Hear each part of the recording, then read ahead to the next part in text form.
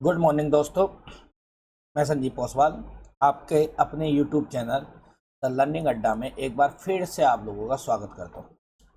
हम लोग 10 क्वेश्चन की एक सीरीज चला रहे हैं जिसका नाम है डेली डोज।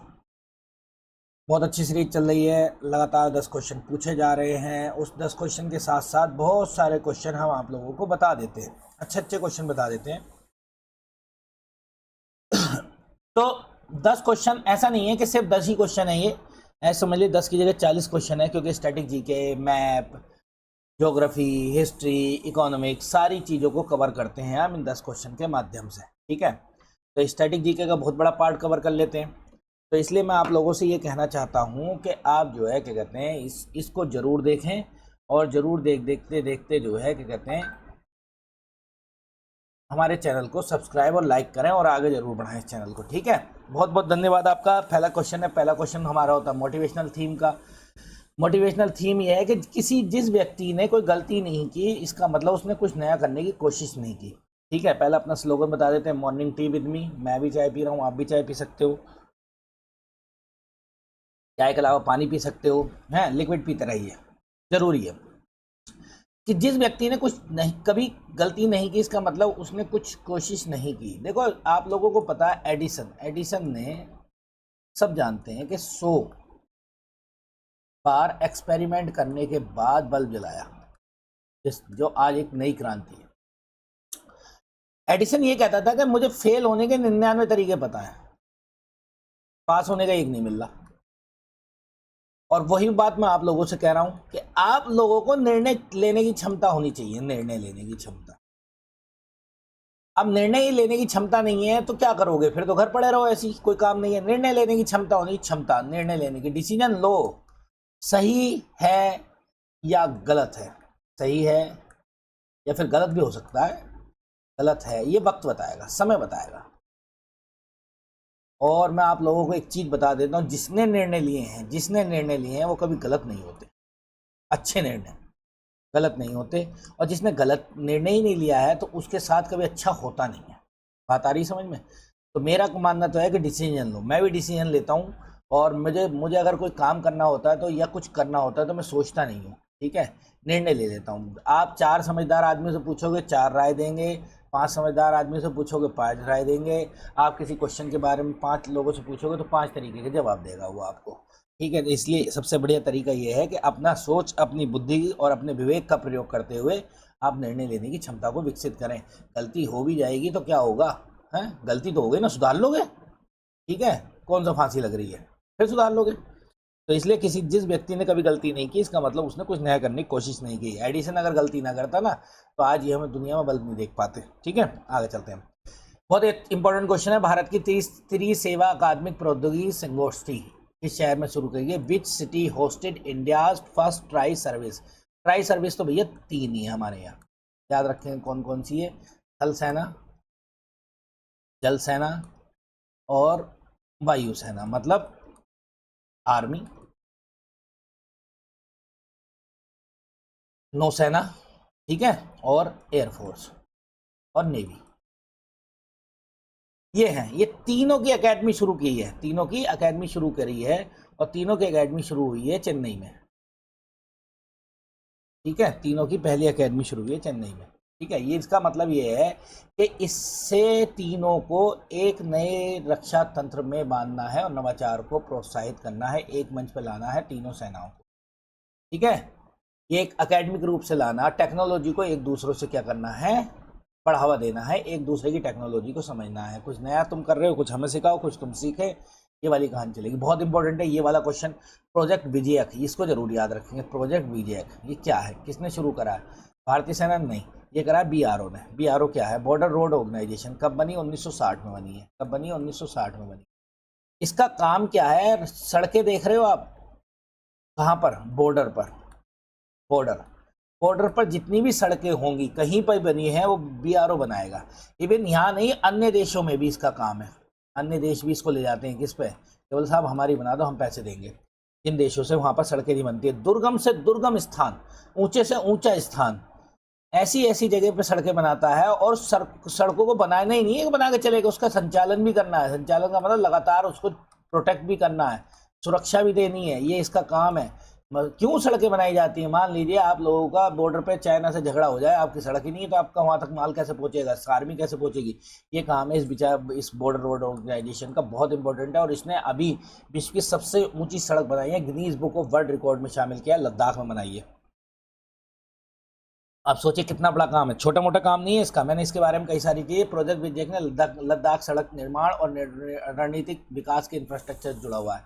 लद्दाख नहीं, सभी जगह से जुड़ा हुआ है, ठीक है। इसका बीआरओ संचालन करता है, बीआरओ ही रहा। तो प्रोजेक्ट विजयक तो लद्दाख से जुड़ा हुआ है, ठीक है। और इसका संचालन कौन कर रहा है? बीआरओ। याद रखेंगे इस बात को, कौन कर रहा है? बीआरओ। तो क्वेश्चन आएगा कि प्रोजेक्ट विजयक कहाँ? लद्दाख से जुड़ा हुआ है।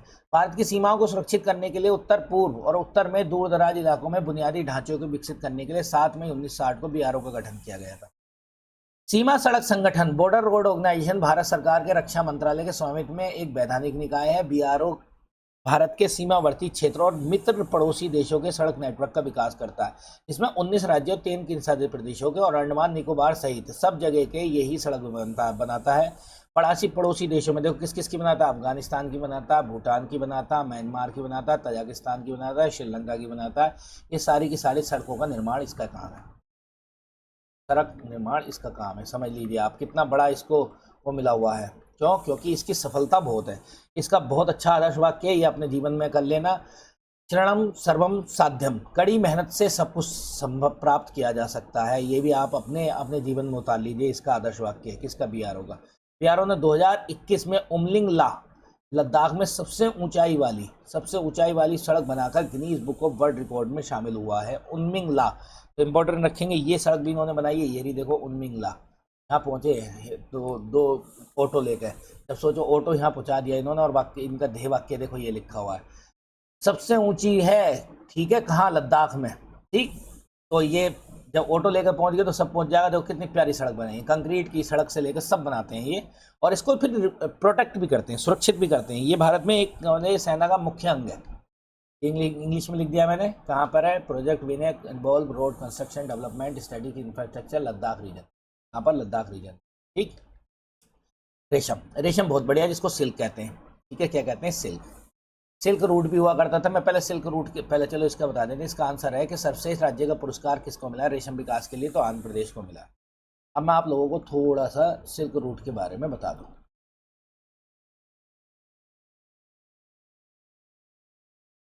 तो भाई क्या हो गया, हम कैसे कर रहे हैं? मैप बनाना है हमें, क्या कहा? बनाया, शुरू कर दिया।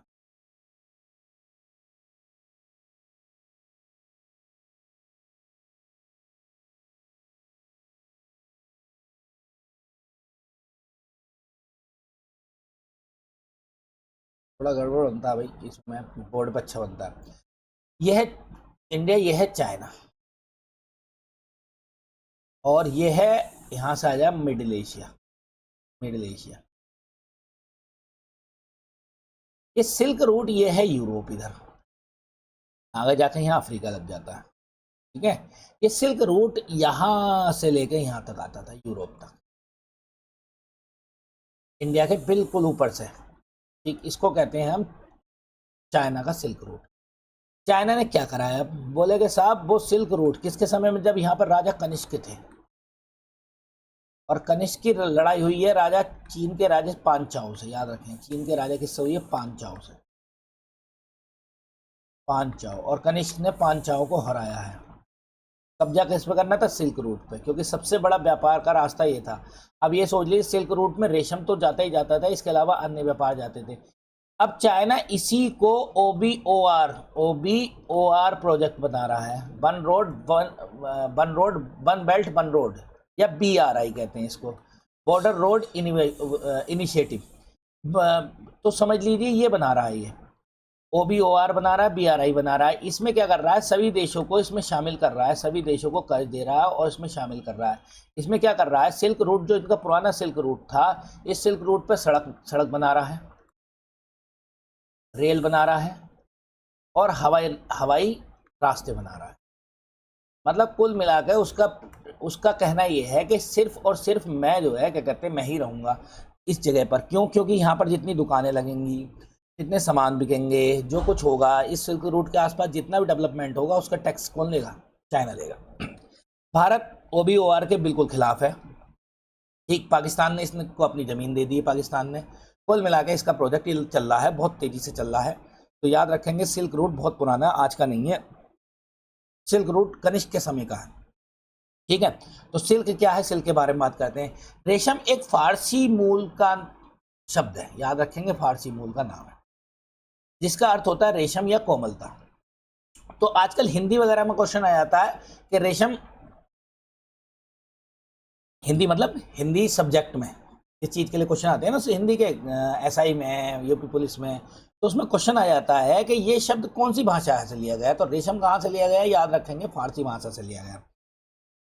भारत में रेशम शब्द आमतौर पर रेशम को संदर्भित करता है। रेशम के कीड़ों के द्वारा उत्पादित प्राकृतिक रूप से फाइबर के रूप में जाना जाता है, जिसका वस्त्र उद्योग में करते हैं। ये सब लोगों को पता है, देश की अर्थव्यवस्था और सांस्कृतिक विरासत में महत्वपूर्ण हिस्सा है। हम लोगों को जो इंपॉर्टेंट बात करनी है वो ये करनी है, रेशम 2 प्रकार के होते हैं, नंबर 1, नंबर 2।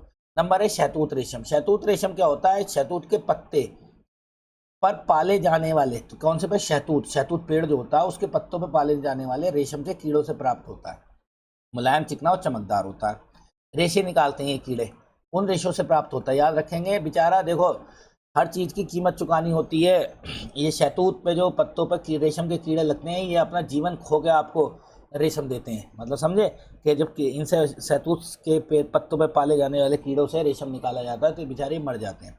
लग्जरी कपड़ों के लिए किया जाता है। और दूसरा होता है जंगली रेशम। ये जंगल के कीड़ों से प्राप्त किया जाता है। इनको जंगल में रखेंगे, आप इनको पाल नहीं सकते। खेती भी होती है रेशम की। ठीक है, चलो कमेंट सेक्शन में बताना जो रेशम की खेती होती है उसको क्या कहते हैं। तो यहाँ पर क्या होता है, जैसे एहसास टिकाऊपन के लिए जाना जाता है, अपने प्राकृतिक मिट्टी के लिए रूप में जाना जाता है, ये और अच्छा होता है जंगली वाला। ठीक है, तो यहाँ पर सबसे ज़्यादा रेशम कहाँ होता है? कर्नाटक। याद रखेंगे, नंबर 1 कौन है? कर्नाटक। नंबर 2 आंध्र प्रदेश। नंबर 3 तमिलनाडु। अच्छा, अगर क्वेश्चन आ जाए वर्ल्ड में रेशम में नंबर 1 कौन है, तो नंबर 1 है चाइना, क्योंकि देखो सिल्क रूट बना रहा है चाइना। और नंबर 2 पे कौन है? इंडिया। भारत सेकंड पोजीशन लिए बैठा हुआ है, किसकी? रेशम की। ठीक है, सिल्क की।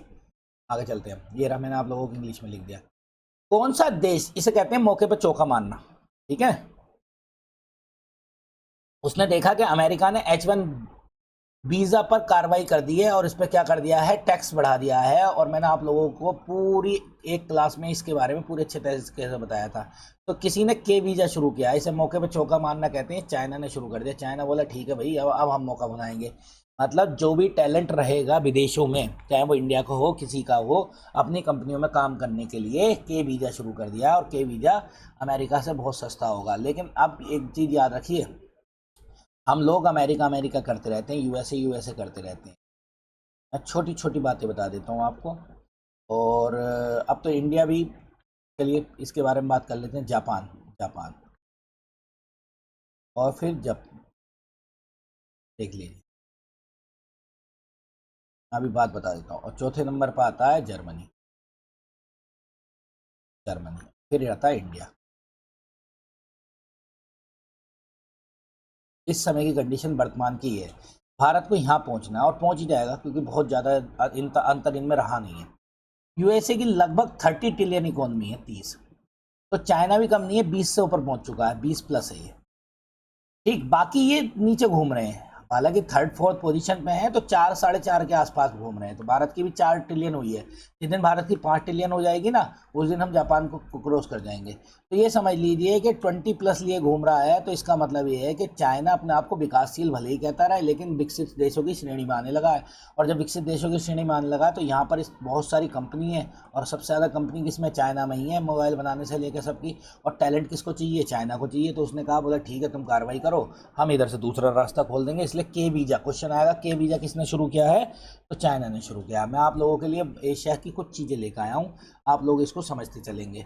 देखिए, ये एशिया का पूरा मैप है। अभी हम बात कर रहे थे चाइना की, तो चाइना तो ये रहा। ठीक, हम बात कर रहे थे किसकी? जापान की, तो जापान ये रहे, 2 देश ये रहे। ठीक है, जापान यहाँ से बसा हुआ है, ये बस। चलो पहले बाउंड्री देख लेते हैं, बाउंड्री कहाँ कहाँ है। देखो, एक तो गल्फ ऑफ अदन है। तो कमेंट सेक्शन में बताएंगे यमन के साथ कौन सा देश है जो गल्फ ऑफ अदन की खाड़ी में लगता है। हालांकि चलो मैं बता देता हूँ, सोमालिया है, लेकिन फिर भी आप एक बार बताएंगे, ये लाल सागर है। लाल सागर में यहाँ कौन सी, श्वेत कैनाल है, भूमध्य सागर और लाल सागर के बीच में अलग करती है। अच्छा यहाँ पर आ जाओ, काला सागर, ब्लैक सागर, मैंने आपको इसका कोड बताया था टी बर्गर, आप याद रखेंगे सब। ये आ गया कैस्पियन सागर, इसका कोड बताया था करती, KARTI, सारे देशों को याद रख लेंगे कि कौन कौन से देश करती में लगे हुए हैं।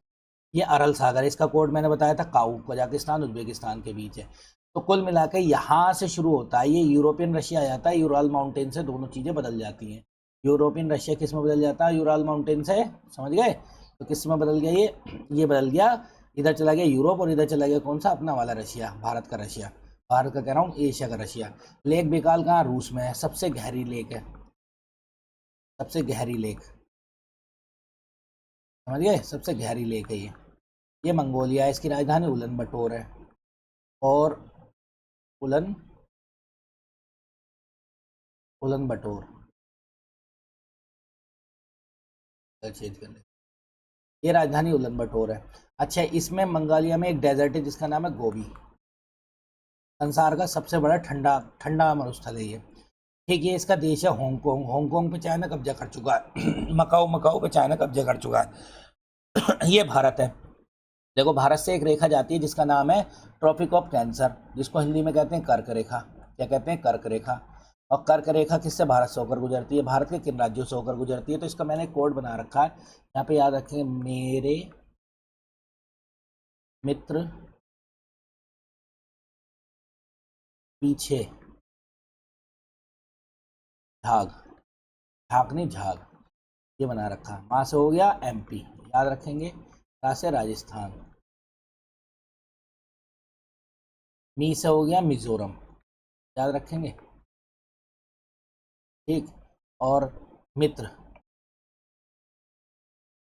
मित्र त्रा है, त्रा माने त्रिपुरा, त्रा माने क्या हो गया, त्रिपुरा।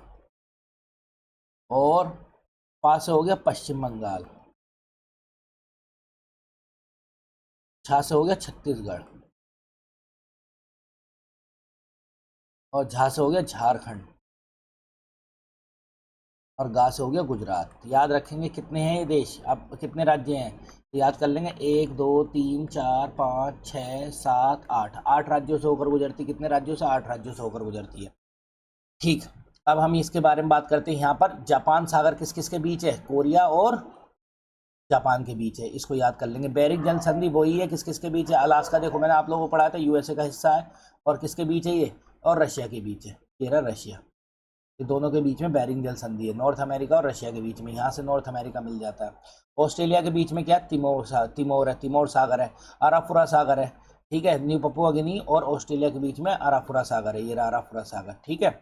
ऐसी इक्वेटर होकर गुजरती है, इक्वेटर भारत से होकर नहीं गुजरती है, याद रखेंगे, इक्वेटर भारत के नीचे से गुजर जाती है, भारत से इक्वेटर नहीं गुजरती है।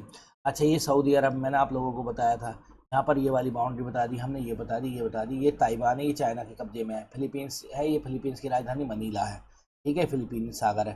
ये साउथ चाइना सागर है, जहाँ पर ये अपना कब्जा बार बार करता रहता है, जिसको लेकर फिलीपींस और वियतनाम और इनके बीच में लड़ाई चलती रहती है, ठीक है। मैंने लगभग सारी चीज़ें आप लोगों को मोटी मोटी यहाँ पर बता दी। कृषि एवं प्रौद्योगिकी नवाचार के लिए मैत्री नामक संगठन क्रॉस इंक्यूबेशन पहल भारत और किस देश के बीच में शुरू करी, तो मैत्री याद रखेंगे 2.0, किसके लिए, एग्रीकल्चर टेक्नोलॉजी के लिए, प्रौद्योगिकी के लिए। बताओ एग्रीकल्चर टेक्नोलॉजी क्या है, अभी बता देता हूँ, ठीक। फिलहाल तो याद रखेंगे ब्राजील ने शुरू करी, किससे, ब्राजील ने शुरू करी है। टेक्नोलॉजी कहाँ से आ गई एग्रीकल्चर में, एग्रीकल्चर टेक्नोलॉजी का मतलब होता है प्रोसेस फूड, एक तो प्रोसेस फूड, दूसरा क्या होता है, दूसरे नंबर पे, पहले नंबर पे ये हो गया नवाचार, इनोवेशन। नंबर 3 होता है उच्च क्वालिटी के हाईली ईल्ड सीड्स, मतलब बीज। ये सारी की सारी चीज होता है। प्रोसेस फूड क्या होता है, प्रोसेस फूड ये होता है जैसे गन्ना है, गन्ने से क्या निकाल लेना, एथेनॉल निकाल लेना। मतलब किसी एक चीज को खाली चीनी ना निकाल के आप दूसरी चीज निकाल रहे हैं, इसको प्रोसेस फूड कहते हैं। और भारत इस समय प्रोसेस फूड के लिए बहुत तेजी से काम करने की कोशिश कर रहा है। तो किसके साथ सहयोग से किया है, ब्राजील के साथ। ब्राजील के साथ सहयोग करा है, करने का फायदा भी क्योंकि ब्रिक्स मेंबर है, ठीक। अब ब्राज़ील भी भारत की तरह डेवलपिंग कंट्री है और बहुत तेज़ी से आगे बढ़ रहा है। ठीक है, मैं अब ब्राज़ील के बारे में बहुत सारी बातें बताता, लेकिन क्लास लंबी हो जाएगी, किसी और दिन ब्राज़ील के बारे में सारी चीज़ें बताएंगे।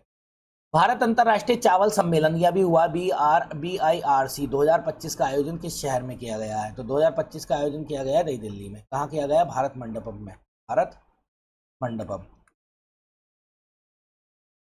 कहाँ पर है? द्वारका में है, द्वारिका में है। ठीक है, इसमें बहुत सारी बातें बता के लेकर आया हूँ। यह है 31 अक्टूबर 2025 को किया जाएगा। कहाँ किया जाएगा? भारत मंडपम में किया जाएगा। कहाँ किया जाएगा? नई दिल्ली में किया जाएगा। ये दुनिया का सबसे बड़ा चावल सम्मेलन है जो किसानों, वैश्विक खरीदारों, हितधारकों को एक साथ लाता है। मतलब किसानों के साथ साथ उनको भी लाता है जो खरीदार है। ठीक। चावल विविधता, गुणवत्ता, मानकों को प्रदर्शित करेगा। व्यापार टू व्यापार, देखो ये बिजनेस होते हैं B2B। ये किस दिन मैं इसको बताऊंगा B2B क्या होता है, B2C क्या होता है, व्यापार से कंज्यूमर तक कैसे जाता है। ये इकोनॉमिक्स की टर्म्स कह लीजिए या फिर मैनेजमेंट की टर्म्स हैं। ये B2B का मतलब है व्यापार से व्यापार। याद रखेंगे, बस इतना याद रख ले, बिजनेस टू बिजनेस की बात कर रहे हैं। इसका आयोजन का उद्देश्य अगले 5 वर्षों में कृषि आधारित निर्यात को दुगना करना है, क्योंकि भारत का एक टारगेट है कि किसानों की आय को दुगना करना। कब बनाया ये? 1960, सॉरी, ये क्या हुआ? दुगना करना। अब यहाँ पर और नई चीज आ जाती है जिसका नाम है IRRI, इंपॉर्टेंट है, इंटरनेशनल राइस रिसर्च इंस्टीट्यूट। याद रखेंगे, ये कहाँ है? 1960 में बना था। इसके तत्वाधान में हुआ, तत्वाधान का मतलब इसके अंतर्गत हुआ है ये काम। तो ये कब बना? 1960 में बना है। कहाँ है इसका हेडक्वार्टर? याद रखेंगे, लाओबानोस, फिलीपींस। लाओबानोस भी याद ना करें तो फिलीपींस याद कर लिए। तो IRRI। इसके अलावा भारत में भी national rice research institute NRRI ये बनाया हुआ है। ये कहाँ पर है? 1946 में इसकी स्थापना हुई है। कहाँ पर है? कटक, उड़ीसा में। कटक में सुभाष चंद्र बोस का जन्म भी हुआ था। याद रखेंगे, SC बोस का जन्म भी हुआ, ये भी याद रखेंगे। ठीक। ये इसको छोड़िए, केंद्रीय वेंद्रीय का नहीं पढ़ना आपको। याद रखेंगे, दो हैं, एक कटक में नेशनल वाला है और इंटरनेशनल वाला फिलीपींस में। ठीक है, ये मैंने आप लोगों के बारे में बता दिया। आत्मनिर्भर देश के लिए, आत्मनिर्भर पहल के लिए अफ्रीका के किस देश के साथ समझौता किया है भारत ने?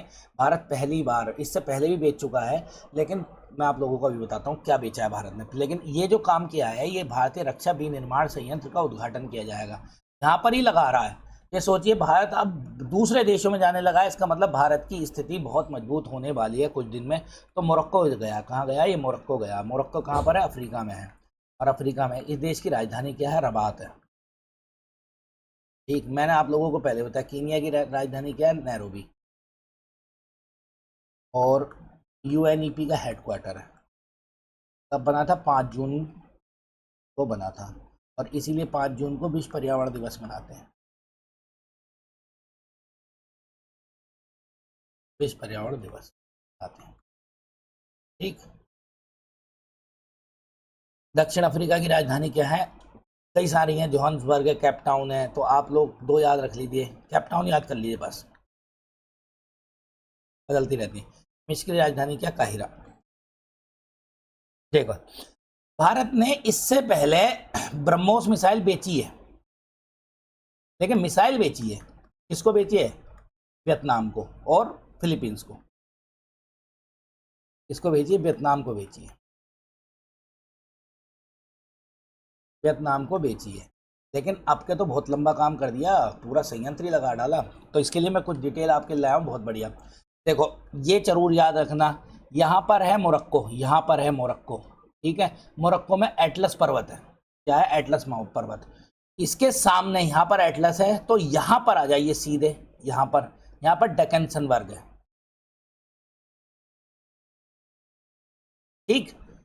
ये गल्फ ऑफ गुआना, गुआना ये रहा गुआना शहर। ठीक है, बहुत सारी बातें हैं। देखो, ये विक्टोरिया झील हो गई। विक्टोरिया झील से कौन सी नदी निकल गई? नील नदी। ये गई, ये गई, ये गई, ये गई। कहाँ गिर गई? आके भूमध्य सागर में गिर गई, मिस्र होते हुए। यहाँ पर मैंने अभी बताया था गल्फ ऑफ अदन। तो आप लोग ये बताएंगे कौन कौन से दो देशों के बीच है? इसको कहते हैं horn of Africa. Horn of Africa में 3 देश हैं, इथोपिया, सोमालिया, इथोपिया, सोमालिया और जिबूती।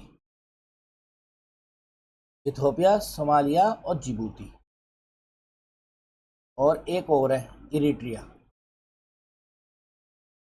हॉर्न ऑफ अफ्रीका मतलब अफ्रीका का सींग निकला हुआ ये। ठीक है। ये मोजाम्बिक चैनल है, किस किस के बीच है, मेडागास्कर और मोजाम्बिक के, मोजाम्बिक देश ये रहा, मेडागास्कर और मोजाम्बिक, ये एक नदी जा रही है जम्बेजी, जम्बेजी पे विक्टोरिया फॉल है, कौन सा फॉल है, विक्टोरिया फॉल। यहाँ पर एक नदी होगी, देखो ये लेक चार्ट, चार्ट देश में एक चार्ट है, ये एक नाइजर नदी, नाइजर को कहते हैं पाम ऑयल नदी, तेल निकलता है यहाँ से palm oil, palm oil river, ठीक, यहाँ से क्या निकलता है, पाम ऑयल निकलता है, ठीक। बहुत सारी बातें मैंने आप लोगों को बता दी, लीवियन पठार है, लीवियन पठार, हाँ अच्छा ये देखिए, ये सारा का सारा पठारी वो रेगिस्तानी इलाका, ये सहारा है, सहारा स्थल। और देखो ये रहा सहारा, सहारा और अफ्रीका के बीच में, मतलब साउथ अफ्रीका, मतलब दक्षिण का जो क्षेत्र है और सहारा के बीच में एक पड़ता है जिसका नाम है, कभी क्वेश्चन आ सकता है, साहेल क्षेत्र। तो क्वेश्चन आएगा साहेल क्षेत्र कहाँ है, अफ्रीका में, ठीक है। बाकी जिस दिन और अफ्रीका मिलेगा तो और डिटेल में बताएंगे। 5वें राजभाषा सम्मेलन आयोजन कहाँ किया गया, गांधीनगर में किया गया, गांधीनगर में। अब मेरा इसको याद रखने का, राजभाषा, राजभाषा कौन सी है हमारी, हिंदी। हिंदी को बढ़ावा देने के लिए कहाँ पर किया गया, गांधीनगर में किया गया, इस बात को याद रखेंगे। लेकिन इसमें एक चीज और याद रखेंगे, क्वेश्चन आता है कि राजभाषा विभाग किसके अंदर में, तो लोग लगा देते हैं संस्कृति मंत्रालय या कोई और मंत्रालय दे देगा क्वेश्चन में, लेकिन आप लोगों को लगाना गृह मंत्रालय, राजभाषा गृह मंत्रालय का अधीन है, होम मिनिस्ट्री का अधीन है, ठीक है, क्लियर हो गई बात, होम मिनिस्ट्री का अधीन है। 5वें तटरक्षक शिखर सम्मेलन का आयोजन किस देश में किया जाएगा, 2027 में किया जाएगा। ये 2027 की मेजबानी मिल गई, चौथे में, फोर्थ हुआ है अभी, कहाँ हुआ, इटली में हुआ है, इटली में कहाँ हुआ, रोम में हुआ है, तो रोम में हुआ है और भारत को इसकी मेजबानी मिल गई है। क्यों, क्योंकि भारत का जो तटरक्षक है उसके 50 साल पूरे हो रहे हैं, ठीक है, 2027 में, तो 27 में होगा, अभी नहीं हो रहा, कब होगा, 5वां 27 में होगा, याद रखेंगे। 5वां तटरक्षक वैश्विक शिखर सम्मेलन, जिसको कहते हैं CGGS, CGGS, इसके लिए भारत बार बार वेसल्स भी बना रहा है और बहुत सारी चीजें बना रहा है, तो 2027 में चेन्नई में होगा, ठीक। आयोजित ये घोषणा 2025 में चौथे में हुई है, रोम में क्या हुई, चौथे में हुई है, चौथे में हुई है, फोर्थ वाले में हुई है। भारत ने औपचारिक रूप से इटली शिखर सम्मेलन की अध्यक्षता ग्रहण कर ली, भारत ने इनसे ले लिया, लेकिन 27 में करेंगे। क्यों हो रहा है 27 में, क्योंकि भारत का तटरक्षक बल है उसकी 50वीं वर्षगांठ है, ये स्वर्ण जयंती के रूप में, इसलिए 2027 में हमने टारगेट कर लिया, हम 2027 में मनाएंगे इसको, ठीक है। लेकिन बहरहाल 26 में नहीं होगा, अब 27 में होगा। और चौथा याद रखेंगे, चौथा अभी कहाँ हुआ, 25 में इटली में हुआ।